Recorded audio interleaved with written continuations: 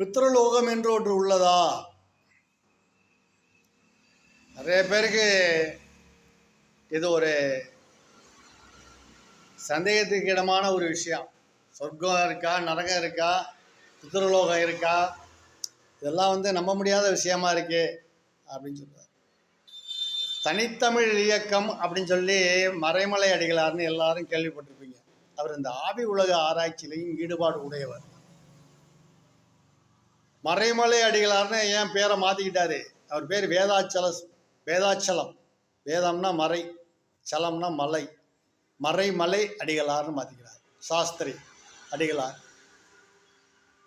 அந்த தனித்தமிழ் மறைமலை அடிகளார் தமிழ் தாத்தான்னு சொல்லுவோம். அந்த மறைமலை அடிகளாரே ஒரு ஆய்வு கட்டுரையில் எழுதியிருக்காரு.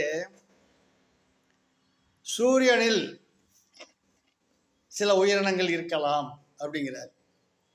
என்னடா அது ஆச்சரியமா இருக்கு. சூரியனில் உயிரினங்கள் எப்படிதான் இருக்க முடியும்? அது ஒரு நெருப்பு பந்து. பூமியில இருக்க தட்பவெப்பத்துக்கு தகுந்தாற் போல இங்க உயிரினங்கள் வாழ்கிறது.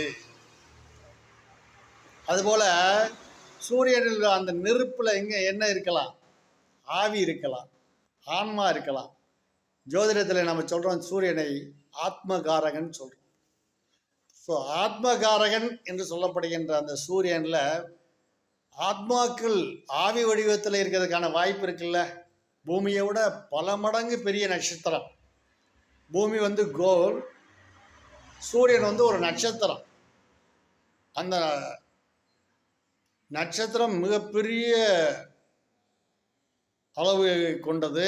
அந்த நட்சத்திரத்தில் நெருப்பு பந்து. அது அங்கே எப்படி இருக்கலாம்? நெருப்போட எது ஒட்டிக்கிட்டு இருக்கும்? ஆவி ஒட்டிக்கிட்டு இருக்கலாம். ஆவி வடிவத்தில் அந்த இடத்துல வாழ முடியும். அப்போ ஆத்மாக்கள் சூரியனில் இருப்பதாகவும், இங்கிருந்து உடலிலிருந்து பிரிகின்ற ஆத்மாவும் சூரியனைத்தான் சென்று அடைகின்றது என்றும் மறைமலை அடிகளார் தன்னுடைய ஆய்வுல சொல்லியிருக்கார்.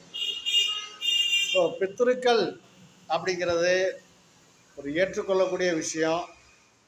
நாமளே நம்ம பித்திருக்களாகவும் இருப்போம். முன் ஜென்மத்தில் நம்ம வம்சத்தில் நம்ம பாட்டனாவோ இல்லை தாத்தனாவோ இருந்திருப்போம்.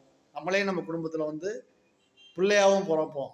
திரும்பவும் நம்ம இது ஒரு சர்க்கிள் மாதிரி சுற்றிக்கிட்டு இருக்கோம். ஸோ அதை திதி தர்ப்பணம் கொடுப்பது மிக மிக முக்கியமான ஒரு சம்பிரதாயம் நம்ம இந்து மதத்தில். அதை மறக்காமல் எல்லாரும் செய்யணுங்கிறக்காக இந்த பதிவை போடுறேன். நன்றி, வணக்கம்.